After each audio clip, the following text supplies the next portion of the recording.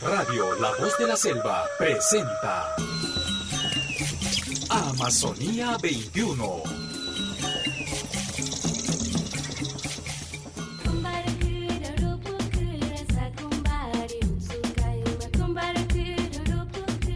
Muy buenas tardes. Gracias por estar ahí nuevamente, por permitirnos ingresar a sus hogares un sábado más. Felices y contentos de encontrarnos. El saludo a nombre de todos los integrantes del equipo de Amazonía 21, tanto a los que estamos aquí y a los que están en la capital de la República. Bienvenidos. Este sería el último programa de este mes, ¿o falta un sábado más? El último, sí señor, el último programa de este mes de mayo que despedimos, y por eso estamos tremendamente contentos y complacidos de poder tener este encuentro, gracias a Dios. Bienvenidos, ya estamos listos, preparados para compartir Amazonía 21. En Radio La Voz de la Selva estamos presentando Amazonía 21. Y el día de ayer nos acordamos del Día de las Lenguas Originarias en el Perú. 48 lenguas originarias que tiene nuestro país, y eso lo hemos recordado el día de ayer con una serie de acciones y actividades y menciones también incluso en redes sociales. Lo importante es que siempre tengamos presente estas fechas importantes en el calendario. Así que 27 de mayo, Día de las Lenguas Originarias del Perú. Y el lunes 30, está previsto realizarse en la ciudad de Iquitos el Consejo de Ministros descentralizado, que tendrá como escenario nuestra ciudad. El día lunes, entonces, Iquitos recibirá a los integrantes del Consejo de Ministros, los titulares de las diversas carteras ministeriales, el presidente del Consejo de Ministros, y se espera que el presidente de la República, Pedro Castillo, también pueda llegar en algún momento. Normalmente por antecedentes llega para la clausura o en una parte ya cuando han llegado al término de las reuniones antes de la ronda de conclusiones. Pero el día lunes se realiza Consejo de Ministros en la ciudad de Iquitos. La Feria Internacional del Libro Iquitos 2022 se desarrolló del 15 al 22 de mayo. Fue todo un éxito, así lo dio a conocer el subgerente de promoción cultural del gobierno regional de Loreto, el profesor Armando Almeida, quien afirmó que las cifras en ventas y asistencia superaron las expectativas.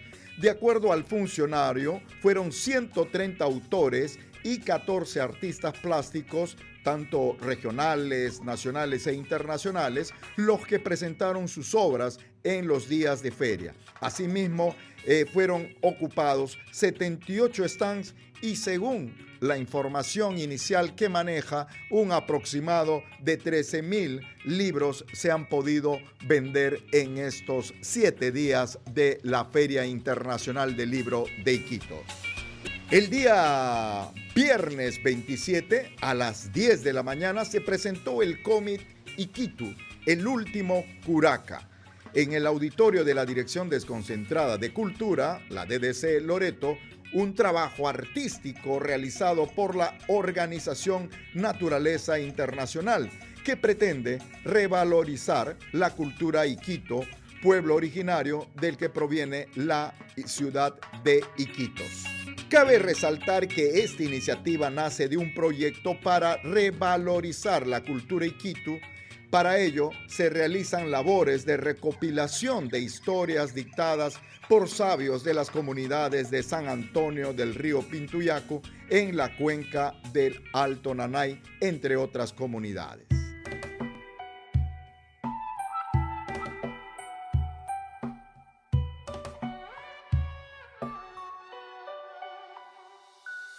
Las madres que curan han despertado, abrazados nos encontramos sanando. Ha vuelto la sabiduría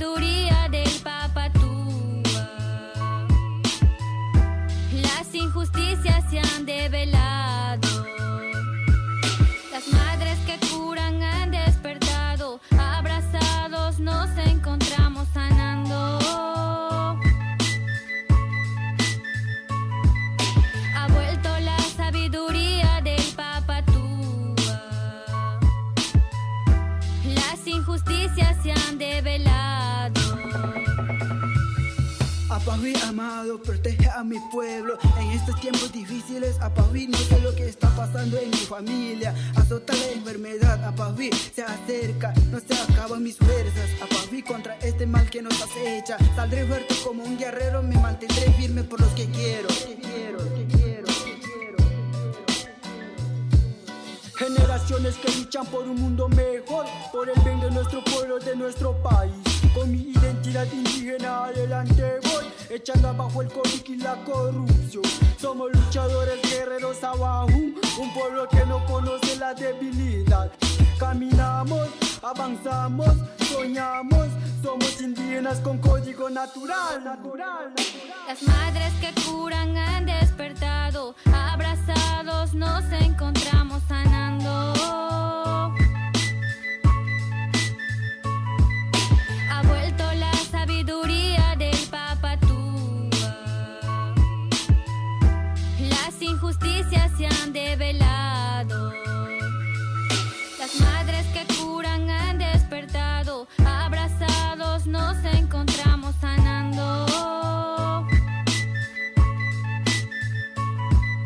Ha vuelto la sabiduría del Papatúa. Las injusticias se han develado. Cientos de años tomando nuestra tierra, lo tomas y te vas, dejando dolor y contaminación. En mi pueblo no hay hospital ni medicina, como en el pasado nos hemos organizado. Nos aislamos y con la planta nos curamos. Exigimos nuestros derechos, no nos resignamos. Soy el hijo de este pueblo valiente, soy el hijo de este pueblo valiente. No hay tiempo que perder, los viajeros corren y el miedo también para combatir una pandemia que no es esquizofrenia. Hay que actuar con rapidez, no con estupidez. Un virus incontrolable y muchas autoridades perdiendo oportunidades. Están locas las ciudades, no hermanos, aquí estamos, no pueden olvidarnos. Un pueblo que camina, fácil no se extermina. Las madres que curan han despertado, abrazados nos encontramos sanando. Ha vuelto la sabiduría del Papatúa. Las injusticias se han develado. Las madres que curan han despertado, abrazados nos encontramos sanando. Ha vuelto la sabiduría del Papatúa. ¿Cuánto nos hemos preguntado sobre por qué existe falta de amor, de darle valor a nuestros recursos naturales, a nuestra flora, a nuestra fauna? ¿Por qué a veces somos tan dados a depredar, a derribar un árbol y no sentir mayor remordimiento? Y es que falta un trabajo desde lo fundamental, desde la misma educación en casa, en las escuelas, y esto tiene que ver justamente con la ética ambiental. Estamos en época de campaña y muy bien se pudiera pedir y solicitar a los candidatos que aborden de estos temas, que también hablen de la capacidad de entender y valorar intangiblemente a la Amazonía y no solamente verlo como una despensa del cual podemos valernos de sus recursos. De este tema vamos a hablar con nuestro siguiente invitado. Amazonía 21. Amigos de Amazonía 21, en esta oportunidad tenemos el gusto de presentar vía teléfono al doctor Miguel Polo, doctor en filosofía y profesor de ética de la Universidad Nacional Mayor de San Marcos, a quien damos la más cordial bienvenida al programa. ¿Cómo está, doctor Miguel Polo? Gracias por atender a Amazonía 21. Muchas gracias a ustedes por la invitación para conversar sobre este importante tema. Dígame, estoy atento a sus preguntas. Gracias, señor. ¿Por qué es importante que la ética ambiental sea parte de la formación de los niños y jóvenes, doctor?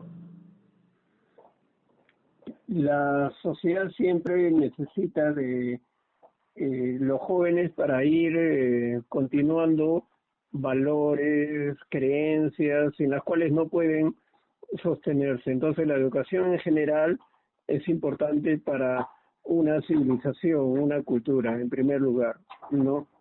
En segundo lugar, estamos en un contexto muy preocupante, que es el de la crisis medioambiental a nivel planetario. Y no hay posibilidad de solucionarlo solo con leyes, solo con normas políticas o jurídicas, sino tiene que empezar también desde los propios jóvenes a tomar conciencia de la gravedad del problema en el que estamos, ¿no?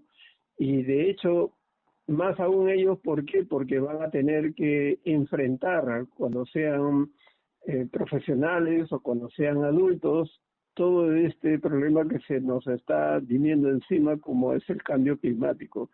Así es que tenemos que, mediante la educación, hacer más conscientes a los niños del problema que estamos enfrentando, y quizá también un sentido crítico de ver cómo nosotros los adultos hemos estado, para decirlo así, haciendo mal uso de todos estos recursos que nos ha dado la madre tierra, ¿no? Pero se tiene que hacer algo. Parte de responsabilidad es nuestra, y en tanto la responsabilidad nos llama a actuar, una forma de acción es educando a los jóvenes, ¿no? A los niños. Creo que esa sería una razón, ¿no? En el país, en el Perú, la educación en ese sentido ha estado mal enfocada entonces, porque esto de tener conciencia sobre el medio ambiente de pronto estaba más señalado o marcado, enrumbado desde el lado de lo académico, desde el lado de los profesionales que trabajan en esa línea. Por un lado, la educación nuestra está centrada, como muy bien lo señala usted, en los conocimientos, en las ideas, en la información. Se ha pensado que el alumno debiera tener conocimientos y se le recarga con, supongamos, información sobre fechas, autores, ideas, pero los jóvenes desde temprana edad que entran al colegio no tienen contacto con la tierra, la naturaleza, los animales. Son muy, muy escasos los colegios, sobre todo de las grandes ciudades del Perú, donde en inicial o primaria los niños tienen contacto con la tierra. Más bien es una forma de separarlos de la tierra, es una forma de separarlos de la naturaleza, y conocen a los animales a través de dibujos, a través de fotos. Hasta ahí nomás llega su conocimiento, y ni siquiera van a veces a conocer, porque no tienen una granja, no tienen un biohuerto donde ellos puedan entrar en contacto con la naturaleza. Ni siquiera hay una asignatura para que los niños entren en contacto. Entonces, ¿qué tipo de educación le estamos dando? Eso tiene un impacto también para la idea futuro y el sentimiento futuro de no preocuparse por la naturaleza, porque no forma parte de esas ideas iniciales, matrices que se le va dando desde la infancia, ¿no? Están encerrados en el mundo solo de las ideas, de los deseos, de las emociones, y bueno, pero el mundo natural, el mundo medioambiental es más que eso. Necesita el contacto, el saber contemplar, el saber desde niños ver el cielo, tocar el árbol. No se nos enseña nada de eso, y eso es preocupante, pues. Y al final tenemos, vuelvo a repetir, adultos que no les interesa lo que esté pasando a nivel medioambiental, ¿no? Les interesa solamente perseguir sus propios proyectos de realización en términos materiales, en términos de poder, en términos de reconocimiento, y hasta ahí nomás llegan, ¿no?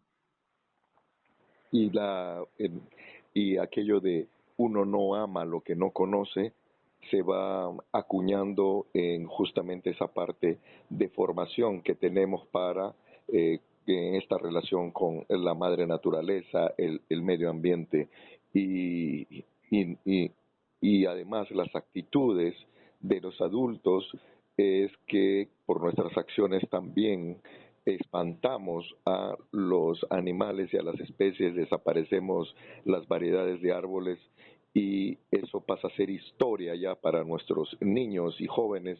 En la Amazonía ese es un clarísimo ejemplo, y ya en regiones como Loreto, hablarle del cedro, de la caoba a un niño, de la xiringa a un niño es hablarle de historia, no hay nada concreto, no hay nada real. Entonces hay mucho por hacer entonces para que estas nuevas generaciones puedan encontrar una forma distinta de mirar y sentir y amar el medio ambiente, ¿no?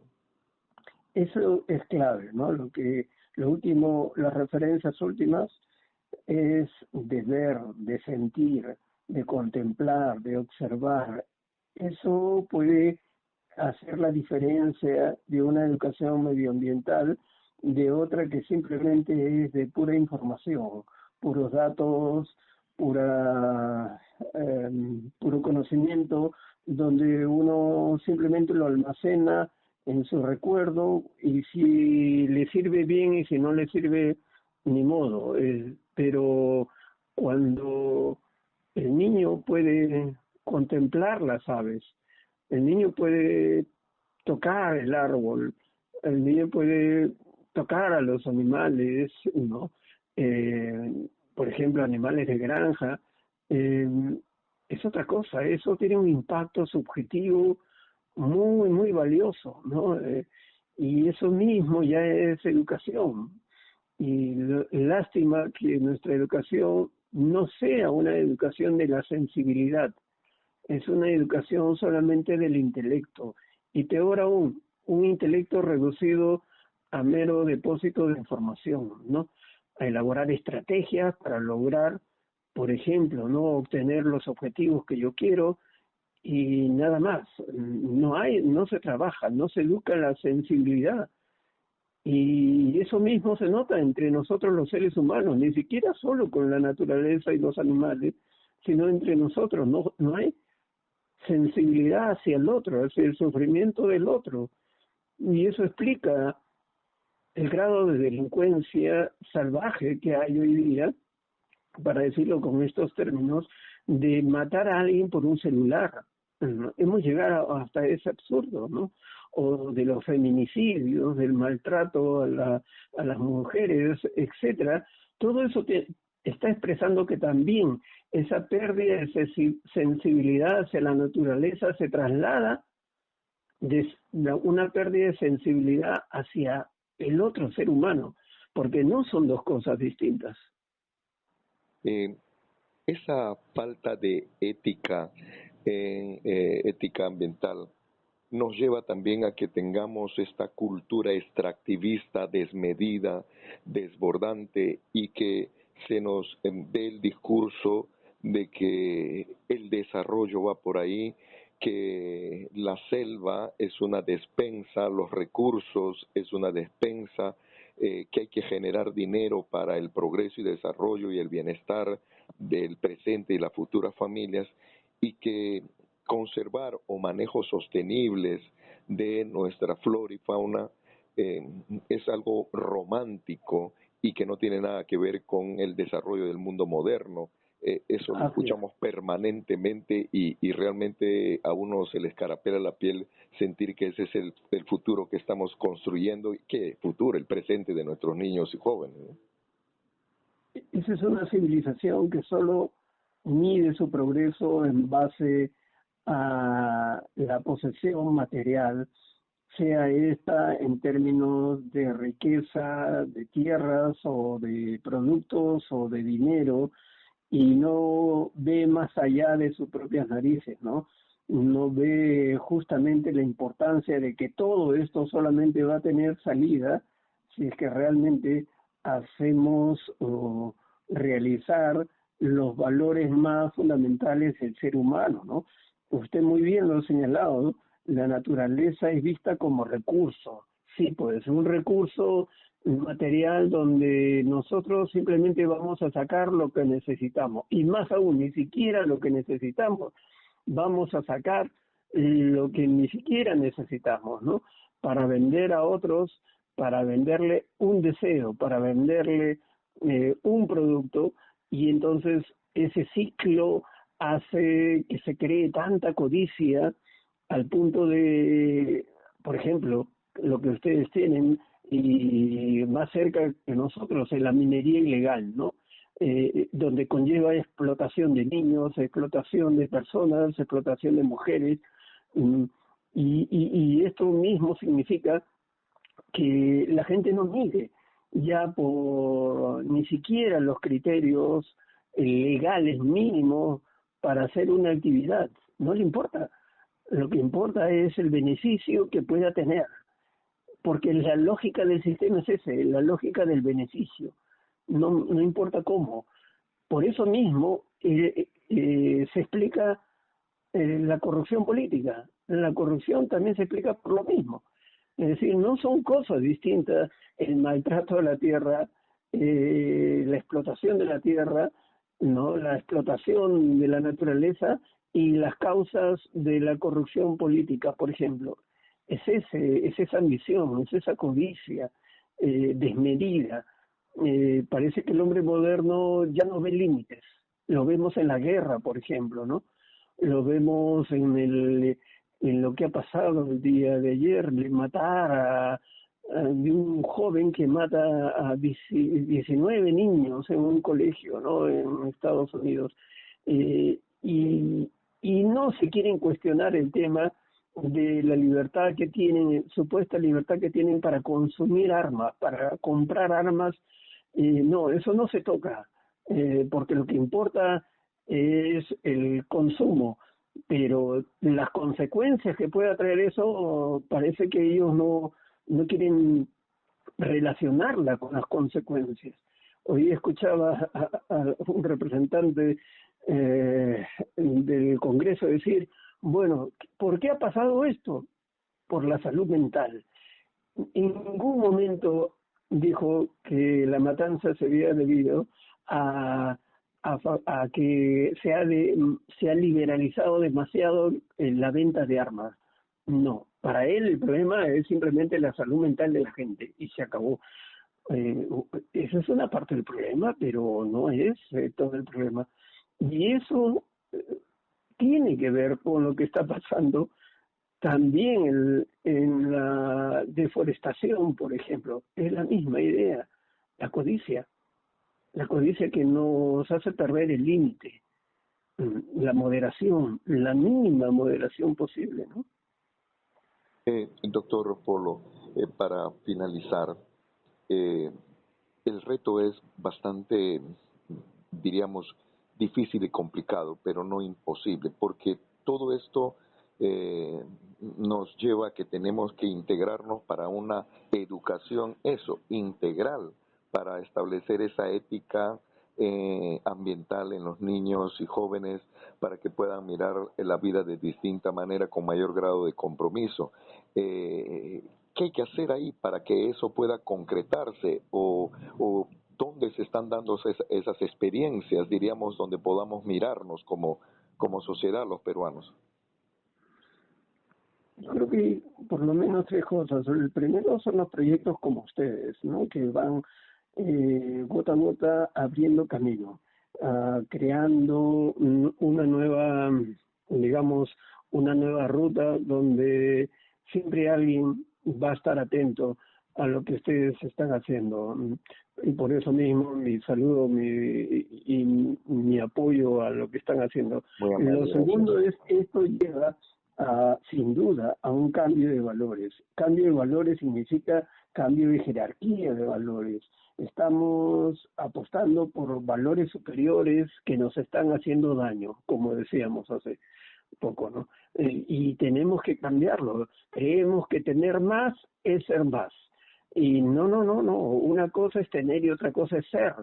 la idea del ser tiene que ver con otro tipo de valoraciones, no tiene que ver con el tener y todo lo que está asociado con ello. Demasiado hemos concentrado y el sistema demasiado concentra su esfuerzo solamente en el poseer, en el tener, no en el ser. Nadie se preocupa por ser un buen ser humano. Nadie se preocupa por ser feliz. Nadie se preocupa por ser una persona realizada. No. Miden su éxito en base a cuánto tienen en su cuenta bancaria, a qué posesiones tienen, etcétera. Solo es la posesión. Tenemos que cambiar la escala de valores, porque y esto no es un esfuerzo ni de ustedes ni mío, sino ya hay esfuerzos internacionales. Tenemos que ver que esto no es una cuestión romántica, esto es una cuestión de sobrevivencia también de la humanidad. Y esto ya lo vienen desarrollando muchas otras personas.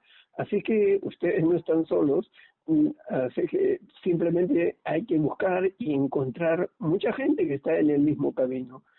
Y quizá eso pueda tener un impacto, quizá no sistémico, pero por lo menos de que el impacto negativo no llegue a toda la humanidad, sino que realmente podamos los seres humanos también sobrevivir a este impacto negativo que nosotros mismos hemos provocado. Doctor Miguel Polo, yo le agradezco muchísimo la deferencia que ha tenido para conversar con nosotros y compartir su conocimiento. Nos sirve de mucho y como usted bien señala, este es el propósito de Amazonía 21, abordar estos temas que no están lamentablemente en la agenda de la mayoría de los medios de comunicación, y por eso es que desde el programa queremos agradecerle por la posibilidad de compartir sus conocimientos y orientaciones y hablar de este tema que nos parece tremendamente fundamental para un cambio de actitud, sobre todo aquí en la selva peruana, en la región Loreto. Muy amable, señor. Muchas gracias a ustedes. Amazonía 21. Ética ambiental. Dígame si para muchos no nos suena un término nuevo, una propuesta interesante, un reto para poder mirar la vida y nuestra responsabilidad como amazónicos y como ciudadanos, no solamente de la zona rural, sino también de la zona urbana de nuestra región Loreto. Porque aquí tenemos actitudes que tienen que ver con la ética ambiental. Cuando, por ejemplo, ensuciamos nuestras calles, cuando nuestras aguas hervidas van y directamente a la vía pública, cuando no hay una limpieza adecuada para combatir las enfermedades endémicas, esto de acumular aguas, etcétera, etcétera. También cuando en plena ciudad se cortan árboles. Y nos parece de lo más natural. Es importante que se apueste en una actitud multisectorial para que desde las instituciones educativas, tal cual propone el maestro Polo, esta situación se pueda llevar ahí desde el colegio. Los niños son la posibilidad de que el mensaje cale más rápido y que todos podamos luego interiorizar y que pueda ser el incentivo para que miremos la Amazonía no como un gran botín, no solamente pensar en el desarrollo extractivista, sino también en la posibilidad de un desarrollo sostenible con el uso responsable de los recursos de nuestra Amazonía. Nos vamos a la pausa. Venimos, estamos en Amazonía 21. En Radio La Voz de la Selva estamos presentando Amazonía 21.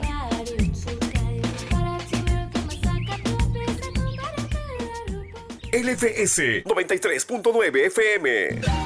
Hola a todos, soy Walter Soria. Desde este 1 de junio, de 2:30 a 4 de la tarde, todas las voces en un solo programa. La Piel de América, de lunes a viernes, por LBS 93.9, 50 años siendo tu voz. Te esperamos. La población de la cuenca amazónica debe estar preparada para responder a desastres naturales y antrópicos. Es un mensaje de Oxfam, Vicariato Apostólico de Iquitos y Radio La Voz de la Selva. En Radio La Voz de la Selva estamos presentando Amazonía 21.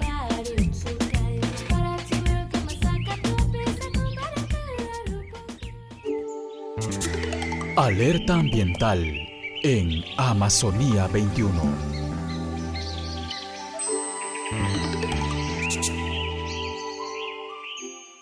Y el día jueves se registró un sismo de magnitud 6.9 y remeció el sur del país e incluso los países vecinos como Bolivia, Chile, que han manifestado que se ha podido sentir el temblor. Y ni qué decir de regiones vecinas como Arequipa, como Tacna, como Cusco, Madre de Dios, donde también se han reportado la reacción de susto de la población. Puno ha sido el epicentro, concretamente en la localidad de Ayavirí, y esto simplemente nos recuerda que estamos en un país altamente sísmico y que debemos estar siempre preparados. Donde quiera que vivamos, tenemos que estar en esa actitud de prevención. La cultura de prevención en un país que por sus características geográficas, por su ubicación en este círculo del Pacífico sísmico, nos tiene que llevar a esos niveles de prevención. Pero también prevención en otros aspectos del peligro, como las inundaciones en el caso de la Amazonía, las lluvias torrenciales que registramos aquí, los nevados, el friaje, la corriente del Niño. Vean nomás las cosas que se nos presentan y que por ello tenemos que estar más que prevenidos. A razón de ello, tenemos que decirles que el día 31 está programado un simulacro multipeligro. Y esa es una situación que diríamos novedosa desde hace buen tiempo ya, para que no solamente estemos con simulacro de sismo, simulacro de tsunami como en la costa, sino que en todos los lugares del país podamos hacer esta especie de prácticas de ensayos ante las tragedias y desastres, que podamos estar preparados si en caso exista un sacudón en la selva, si en caso se presenta una etapa o un periodo largo de inundación, si venimos con días prolongados de lluvia, como ocurrió hace unas semanas en el estrecho, en el Putumayo, que se llevó gran parte de la ribera de la capital de la provincia de El Putumayo, frontera con Colombia. Es decir, prevenir, y los simulacros nos enseñan, nos ayudan, nos orientan, y por eso que el día 31, todos a las 10 de la mañana a nivel nacional en simultáneo, tenemos que participar del simulacro. El ingeniero Cristian Pinasco, presidente de la Coordinadora para el Desarrollo de Loreto, señaló que existen ONGs que tienen como afán utilizar a las organizaciones indígenas. Se refiere a Orpio y a IDESEF, a quienes identifica como ONGs. ¿Para qué? Para promover, dice, la creación de reservas indígenas bajo sus intereses particulares. A su vez, que tildó de patrañas la existencia de pueblos indígenas en aislamiento voluntario o contacto inicial PIASI. En la región Loreto no existe ello, y aseguró que AIDESEP no representa a los amazónicos. Por su parte, el presidente de la Asociación Interétnica de Desarrollo de la Selva Peruana, AIDESEP, Jorge Pérez Rubio, afirmó que su institución cuenta con pruebas irrefutables de la existencia de pueblos indígenas en aislamiento voluntario o contacto inicial, PIASI.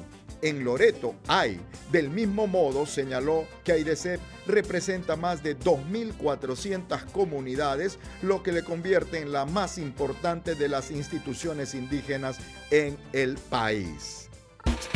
En Radio La Voz de la Selva estamos presentando Amazonía 21. Y precisamente a raíz de todo el debate que se ha generado por la ley del PIASI, de los pueblos indígenas en situación de aislamiento no contactados, ha despertado eso, polémica, porque hay posiciones encontradas. Al menos aquí en la región Loreto se ha desatado todo un debate al respecto, con personas que están en contra de las PIACI y también las representaciones e instituciones que están a favor de la PIACI. Lo cierto es que se exige desde todos los frentes mayor transparencia y mayor debate al respecto, pese a que esta ley, en cuanto a propuesta, en cuanto a proyecto, ya tiene buenos años, viene casi desde el 2014 que está en la agenda. Sin embargo, en la región se está empezando, diríamos, esta discusión. Por eso es importante que conozcamos la opinión de las personas que están en ese intento de diálogo, que están en sus respectivas organizaciones hablando y debatiendo al respecto. Y qué mejor que podamos tener la posibilidad de tener como invitada a nuestra segunda, invitada, una representante de la mujer indígena de la región Loreto. Amazonía 21. Señora Zoila Merino, ¿por qué es importante las PIACI? Es importante esta ley hacer prevalecer sobre los derechos de los pueblos en aislamiento voluntario, porque si bien se sabe, si se habla del medio ambiente, para el cuidado del medio ambiente debemos de priorizar, porque ellos están en el centro de la Amazonía. Entonces nosotros debemos conservar ese territorio para que no sean amenazados, para que no sean vulnerados en sus derechos, en la salud, en la alimentación y en el cuidado del bosque que tienen ellos, ¿no? Mira, hace 16 años que se ha creado esa ley de los PIACI, pero sin embargo esa ley es a nivel nacional, no es a nivel regional. Entonces el gobierno regional se han formado unas personas interesadas en destruir la Amazonía. Entonces por eso es que hoy en día ellos están organizándose y decir que tiene que retirarse AIDC, tiene que retirarse Orce. Nosotros nos hemos organizado hace años y sin organizar venimos cuidando nuestro bosque, nuestra Amazonía. No tenemos interés de nada del desarrollo, sino también si es que van a hacer las carreteras, si van a ser en beneficio de los pueblos, que consulten a los que viven en zonas de influencia. Eso es lo que nosotros pedimos, consultar y que se dé un trabajo de desarrollo para los pueblos, sin perjudicar a ellos que viven allá.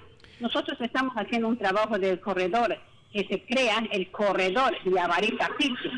Ese corredor se abarca con todo el Perú y Colombia, donde que ellos habitan en ese lugar. Y en ese lugar están las empresas madereras, más que están destruyendo el bosque, la Amazonía, a interés personal de ellos, que solo se benefician, se lucran unas cuantas personas. Nosotros los pueblos indígenas no estamos en eso, nosotros somos cuidadores, dueños de la Amazonía. Cuando usted señala, señora Zoila Merino, de que han ingresado al gobierno regional, están dentro del gobierno regional gente que no tiene mayor preocupación por el cuidado y la protección de los bosques, ¿se refiere a personas que están como funcionarios, como trabajadores, o personas que de pronto tienen alguna relación con la actual gestión?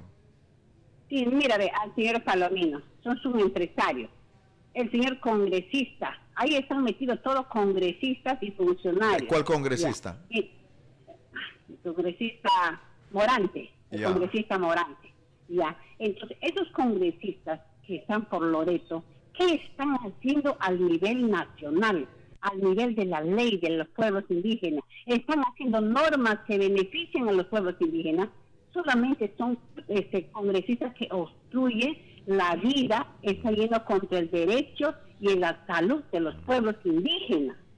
No están cuidando, no están viendo el medio ambiente. No están cuidando el medio ambiente. Que aquí a los 30 años, ¿qué va a pasar si destruimos el bosque en la Amazonía? Esos congresistas solamente están obstruyendo, no dejan trabajar. Imagínese usted que puedo decir, quiere cambiar el nombre, el color de la bandera.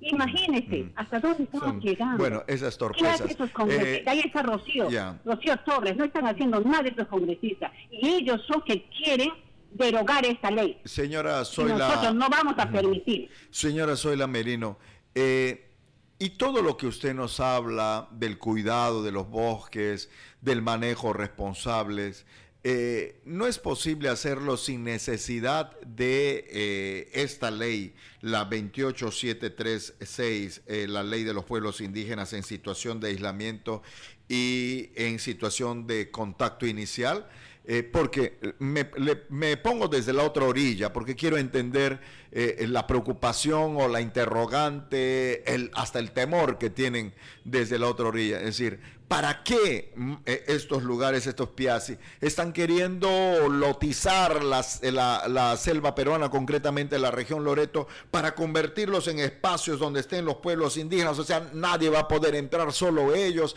y una región como Loreto no se puede dar el lujo de estar en el retraso, en la postergación. Por eso le pregunto, ¿es posible conseguir lo que se consigue sin estos lugares? Nosotros como pueblos indígenas queremos crear un corredor, el corredor territorial de Avarita-Piche, donde que ahí se van a beneficiarse la gente que vive en las zonas de influencia. Quienes viven en las zonas de influencia,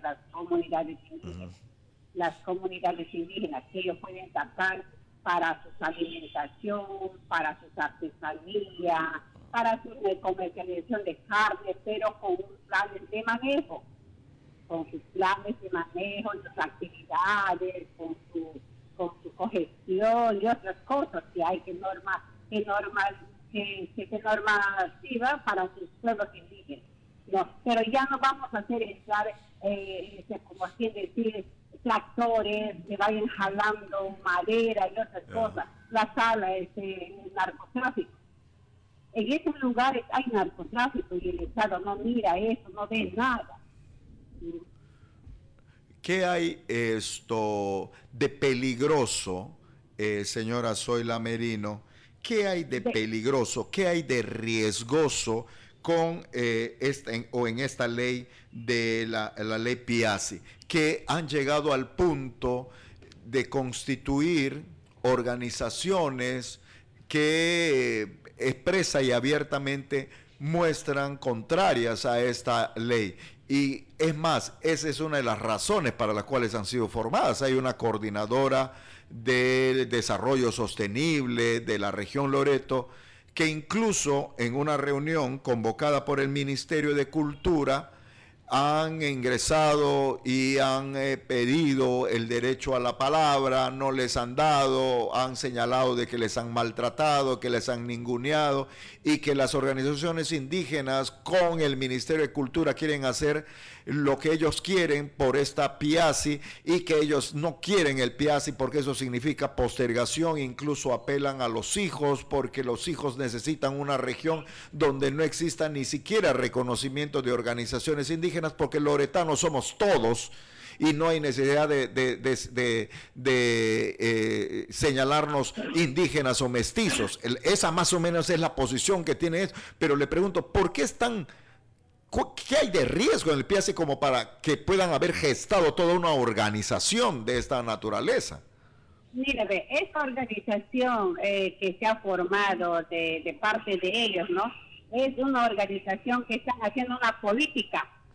Lo están usando como política. Nosotros como pueblo indígena no lo usamos como política, sino defendemos la soberanía del movimiento indígena. Sí, en la región todos somos iguales, pero sin embargo, ¿quiénes son los que manejan? Los que pues tienen dinero. Ellos son los que manejan, los capitalistas. Y nosotros como pueblo indígena no manejamos presupuesto. Y nosotros como pueblos indígenas es defender el territorio del movimiento indígena, asegurar el territorio donde que puedas vivir como hemos vivido antes, sin limitaciones. Antes hemos vivido sin que haya esas limitaciones, hemos vivido en nuestro territorio, nuestros ancestros comíamos, tomábamos, no teníamos muchas enfermedades. Pero hoy en día, ¿cómo te van a contagiar esos hermanos que están ahí, que no tienen cuidado del Estado? se van a contagiarse cuando se van las motosierras a destruir la gasolina, la contaminación, y no están contaminando el suelo, y están degradando. Eso es lo que nosotros cuidamos. ¿Por qué lo están haciendo políticamente? Porque quieren ganar. Eso es lo que están haciendo. ¿Hay posibilidad de que desde la organización indígena un plan, un proyecto tienen de cómo debería ser la conectividad con el resto del país? Porque esa también es otra de las observaciones. ¿Cuál es esa propuesta concreta? Yo no lo tengo en la mano, pero sí lo tenemos. Si tú lo quieres, te puedo alcanzar, porque tenemos esa propuesta, porque no es de ahorita. Estamos trabajando ya hace tiempo, hace 16 años que estamos... O sea, es un proyecto que nace de la organización indígena para establecer la conectividad con otros. No es que los indígenas no quieran la conectividad, entonces. ¿Cómo? No es cierto entonces cuando dicen es que los indígenas se oponen a la conectividad, se oponen a que Loreto tenga una salida hacia la sierra, hacia la costa. No nos oponemos, pero que consulte a la población. ¿Dónde se pone la consulta? Tienen que consultar pero ¿por qué no nos oponemos nosotros al desarrollo? Al desarrollo. El desarrollo para que haga Loreto tiene mucho que hacer, bastante, no solamente la conectividad. Señora Zoila Merino, yo sigo haciendo las preguntas desde el otro lado, porque quiero entender también la reacción de estas personas, pero también tener la respuesta como la que nos está dando usted. ¿Por qué tenemos que pedirle permiso? Eso es lo que dice, el resto de peruanos, los loretanos, ¿por qué tenemos que pedirle permiso a los indígenas para pasar o trazar una carretera que nos lleve hacia la costa si el territorio peruano es uno solo, si todos somos peruanos y tenemos derecho a ello? ¿Qué coronas se manejan ustedes indígenas para tener que pedirles permiso para construir mi carretera? Ya, mira, ¿qué cosa va a suceder cuando se hace la carretera? Tráfico de personas, violaciones de niñas indefensas de las comunidades, enfermedades que van a contagiar.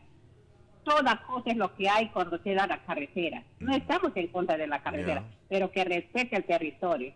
Hay por donde pueden hacer ellos, en coordinación. No, en coordinación se puede trabajar, pero sin embargo, cuando hacen proyectos, carretera, ya por aquí que se vaya. Mire, imagínese usted, la carretera de Nanay, Puerto Nanay, ¿a dónde termina? En una huerta donde que tiene título. Pero ese es el primer tramo, pues, ¿no? Ese es el primer tramo, ahora, hermano. Entonces, ¿a dónde le vas a pasar eso a esa persona que es territorio? ¿Cuántos años cuidando ahí? Eso es lo que nosotros estamos diciendo. Zoila, pero en todo caso digo, no es que mejor nos debamos unir todos para exigirle al gobierno de turno que sea el que garantice todo lo que usted nos está indicando. Claro, lo malo no es la carretera, lo malo es cómo haces la carretera, para qué haces la carretera, los riesgos, los beneficios o perjuicios que pueda tener la carretera, esa es responsabilidad del gobierno peruano, del Estado peruano, y ahí tiene que haber una chamba y una exigencia de ambos lados. La carretera sí, ¿cómo hacemos para evitar la influencia y el tráfico de personas? ¿Cómo hacemos para evitar el tráfico de seres humanos? ¿Cómo hacemos para que no se utilicen y se loticen luego en las cercanías y fácilmente saco a la carretera para sacar los troncos grandes? ¿Cómo hago para que la producción de droga no esté por esa zona? Esa es una responsabilidad del Estado, ¿no? Sí, esa es una responsabilidad y ahí debemos de estar nosotros los pueblos indígenas diciendo, mira, quiero que se haga la carretera, pero en esta forma no me va a perjudicar a mí. En esta forma sí me puedo perjudicar, pero y podemos poder hacer de esta forma, de esta manera. Entonces, ahí van a estar los técnicos de los movimientos indígenas dando su opinión, pero no que se haga la carretera y que diga, ya voy a hacer por aquí la carretera y listo. No es así. Debemos de estar de la mano. Y ese empresario que está ahora hablando, y si le están en contra, unámonos y podemos a trabajar, porque nosotros los pueblos indígenas jamás vamos a dar un pie atrás. Hemos logrado y hemos seguido y tenemos que seguir a luchar, a conseguir lo que nosotros queremos. Si los indígenas lo tienen muy claro, porque es por una cuestión de convicción, a ustedes no les motiva, no hay mayor motivación política, ni tampoco cuestión de interés empresarial.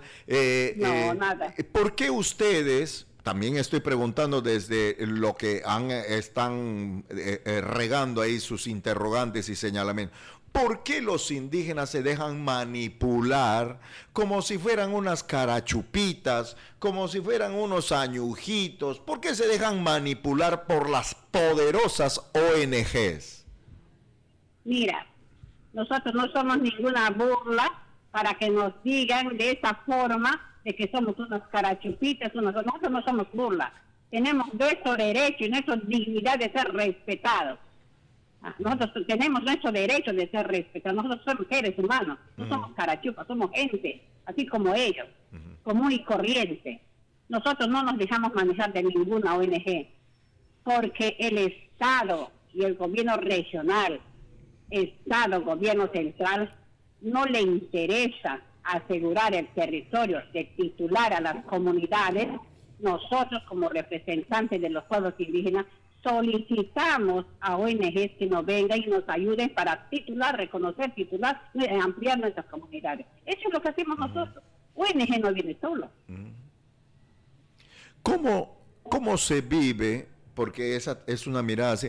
¿Cómo pueden vivir los pueblos indígenas simplemente estando aislados, simplemente estando sin tener contacto, simplemente con el cultivo doméstico? Nosotros, porque los pueblos indígenas, de lo que estamos ya en zonas de influencia, necesitamos conectividad, necesitamos internet, por eso soy la, permíteme. A ellos, a nuestro entorno, a nuestro centro que estamos, nosotros cuidamos a ellos, porque sin ellos nada va a valer la Amazonía. Hay una cosa que no termino de entender. Hay una cosa que no termino de entender, porque también dicen que los indígenas, y se estereotipa a los indígenas que tienen que estar con su pluma, que tienen que estar con el rostro pintado, que tienen que estar con su kushma, o sus flechas, sus lanzas, si no son indígenas. Entonces dicen, oiga, ¿quieren vivir así? Y cuando ven un indígena con el celular, inmediatamente se dan cuenta que si es de alta gama, que si no es de alta gama, que si usa blue jean, que si usa polo de marca, que si están alojados en hoteles, que si tienen moto, es decir, o son indígenas o son citadinos, y cuando les ven en una condición también se critican. Lo cierto es que el indígena, ¿cómo tiene que ser para parecer en esta mirada citadina, que también pueden ser elementos de desarrollo para una región como la región Loreto? ¿Qué proyectos de desarrollo manejan ustedes? Ustedes tienen también toda una serie de proyectos de desarrollo. Sí, mira, ve. Si tú hablas de esa manera de algunos indígenas que usan celulares, eso ya no son común y corriente, como que algunos vecinos también quieren ser indígenas y se van a las comunidades y dicen, yo quiero ser indígena, y así también igualito es lo que los indígenas vienen y nosotros no compartimos con ellos. Algunos son abogados, algunos son ingenieros forestales que son indígenas, que ellos están luchando a favor de los pueblos indígenas. No solamente vas a estar con pluma y todo. Y mira, si tú te das cuenta de que del baguazo del 5 de julio, ¿no? Que tuvo que haber muerte, tuvo que haber lucha para poder conseguir lo que queremos, para que se reconozca que tú eres como pueblo indígena. Entonces nosotros no queremos eso. Nosotros queremos diálogo, conversar y decirle, este es nuestro... mira, ve, al indígena nunca vas a querer que te gobierne, pues, señores. Tiene que ser el que tiene plata, el que está de corbata, el que está de buena vestimenta. Ese es el mestizo que va a gobernar y el que tiene plata. Porque todo el tiempo nos han manejado el tiempo del caucho con lo que han querido. Y ahora ya no estamos en esa época. Nosotros ya estamos más de eso, ya conocemos. Y nuestros hijos conocen más que nosotros. Y ellos que están defendiendo a los pueblos indígenas. Bien, muchísimas gracias. Soy la Merino Roque, representante de las mujeres líderes de Orpeo. Le agradecemos mucho que nos haya permitido este diálogo, que haya tenido la paciencia y también la integridad para entender las razones de nuestras preguntas, algunas de ellas puestas desde el lado de estos grupos que critican fuertemente a ustedes, los pueblos indígenas, y que están en una serie de señalamientos y tanta cosa, pero creo que la labor nuestra es hacer que nuestra audiencia entienda, sepa y pueda sacar sus particulares conclusiones. Yo creo que ha sido muy provechoso, positivo, esclarecedor haber conversado con usted. Gracias, Zoila Merino, un abrazo. Gracias a usted, señor periodista. Y estoy a cualquier momento que me puedan llamar para poder aclarar más. ¿Cómo no? Vamos a estar ahí, le tomamos la palabra. Muy amable. Amazonía 21. Y amigas y amigos, llegamos a la parte final del programa. ¿Cómo pasa el tiempo rápidamente? Hoy tuvimos 2 invitados importantes que nos han permitido conocer de temas de real trascendencia para nuestra realidad amazónica, sobre todo aquel tema de coyuntura, de momento, de discusión, como ya recordamos, sobre la ley Piazzi y todas sus implicancias y todo el debate que está despertando en la región Loreto. Eso nos parece más que importante, que podamos entrar en niveles de diálogo, eso sí, basado en el respeto, basado en los argumentos sostenibles, en el trabajo, en la investigación, en la opinión técnica y profesional. Eso aporta. Lo demás es mera discusión, conversaciones inocuas que de pronto no pueden aportar nada positivo. Y también recordar que el día 31, este lunes, sí, el lunes 30 es la sesión de Consejo de Ministros descentralizado que tendrá como escenario la ciudad de Iquitos, concretamente la Escuela de Posgrado de la Universidad Nacional de la Amazonía Peruana. Se espera, porque esa era una de las preocupaciones, que pueda haber una agenda regional, ya que los ministros llegan a Iquitos, llegan a la capital de la región Loreto, se entiende que tiene que haber una agenda regional, que el Consejo de Ministros, que el Ejecutivo llegue a la capital de la región Loreto a escuchar más que a hablar y dejar que sean las voces de la sociedad civil, nuestras autoridades, los que hagan llegar las propuestas, las expectativas que tenemos y que se necesita ser atendidas en todas las provincias y distritos de la región más extensa que tiene el país. Esperemos entonces que esta sesión descentralizada del Consejo de Ministros tenga resultados positivos, sea provechoso, se obtenga cosas sustanciales, que salgan propuestas claras y concretas, realizables, y que no sea un canto de sirena más, porque eso sería muy frustrante, repetimos, para una región que tiene tantas necesidades, tantas demandas y tantas expectativas. Con eso nos despedimos, les agradecemos por habernos permitido ingresar a sus hogares. Recordarles que el 31 es el simulacro multipeligro a nivel nacional y concretamente en lo que a nosotros refiere, aquí en la capital de la región Loreto, en las provincias y los distritos, también las instituciones públicas y privadas, las instituciones educativas tomarán parte de esta actividad en bien de estar prevenidos. La cultura y la prevención que pueda primar en nuestra sociedad. Nos vamos, muchísimas gracias a nombre de todos los compañeros que hacen posible Amazonía 21 desde la ciudad de Iquitos, y también un abrazo grande a nombre de todos los compañeros desde la capital de la República, la ciudad de Lima. Un gran abrazo, nos encontramos Dios mediante el próximo sábado con más Amazonía 21. Hemos presentado Amazonía 21, todos los sábados de 12 del mediodía a 1 de la tarde, por los 93.9 FM, Radio La Voz de la Selva.